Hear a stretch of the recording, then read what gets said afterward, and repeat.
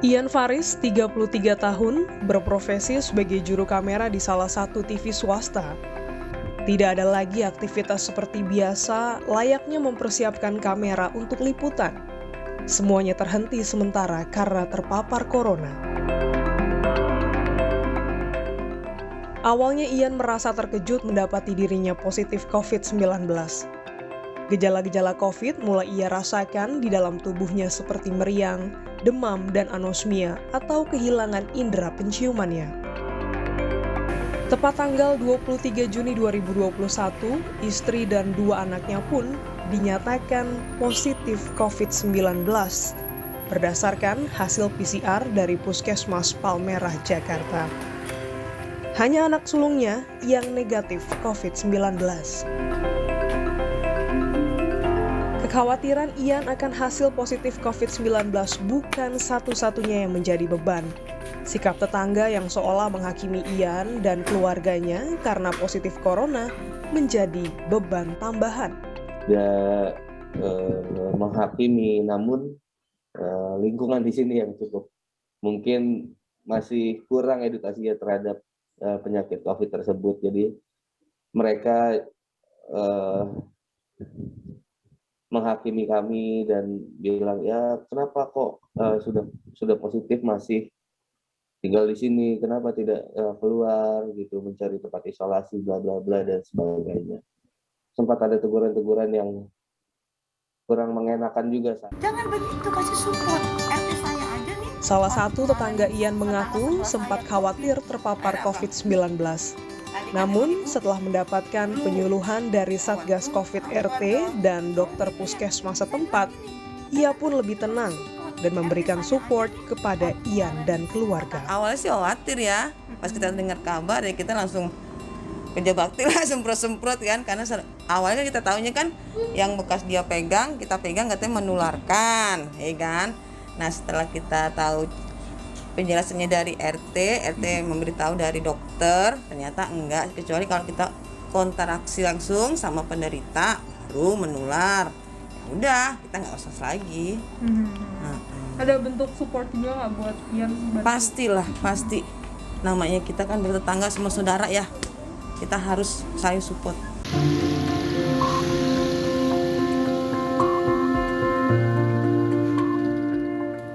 Ayah tiga anak ini tidak berputus asa.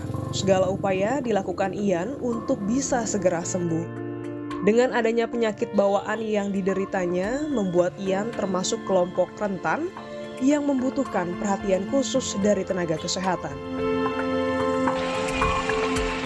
Ian berupaya menghubungi pihak Rumah Sakit Darurat Wisma Atlet Kemayoran untuk bisa menjalani isolasi mandiri dengan tenang.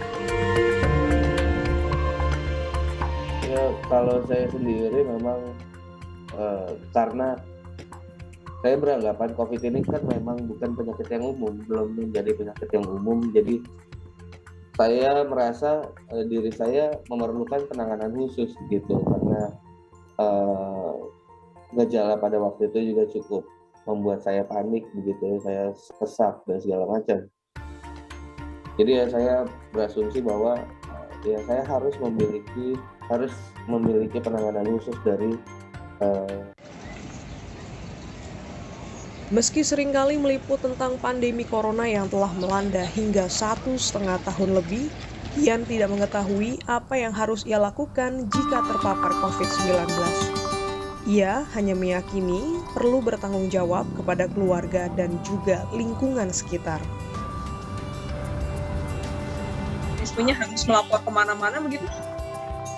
Ya, jadi kalau saya kebetulan tidak mengetahui, tapi logika saya adalah ketika saya positif ya saya harus melaporkan kepada petugas atau gugus tugas yang sudah ditunjuk oleh RT RW begitu, karena saya merasa saya bertanggung jawab atas diri saya dan saya bertanggung jawab atas lingkungan saya gitu. Jadi alangkah baiknya ya saya melaporkan diri.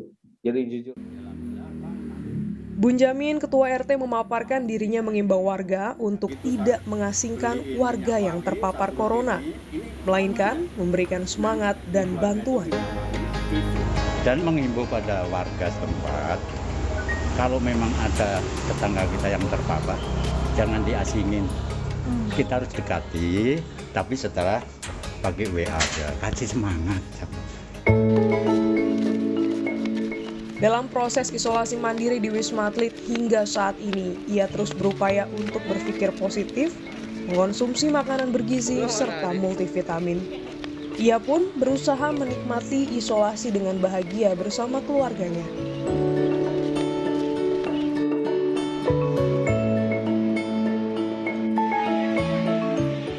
Yan Faris yakin menderita COVID-19 bukan akhir segalanya.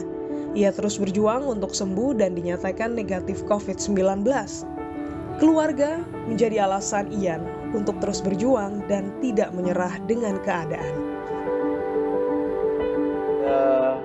Yang jelas, saya tidak mau kehidupan kita berakhir hanya karena COVID yang, menurut saya enggak. COVID ini nyata, COVID ini penyakit yang cukup berat. Namun ya cita-cita saya kan tidak berhenti sampai di sini. Saya masih punya anak-anak yang kecil, nggak mungkin saya patah semangat.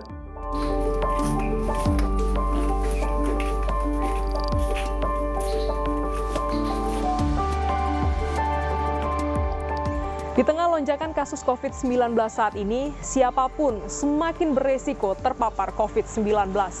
Diperlukan kerjasama, Satgas COVID-19 memberikan penyuluhan kepada warga agar tidak panik terkait dengan pandemi COVID-19. Dan warga wajib melaporkan diri jika terpapar COVID-19. Kerjasama inilah yang harus kita lakukan secara bersama-sama. Glini Soktania dan Tim Liputan Kompas TV, Jakarta.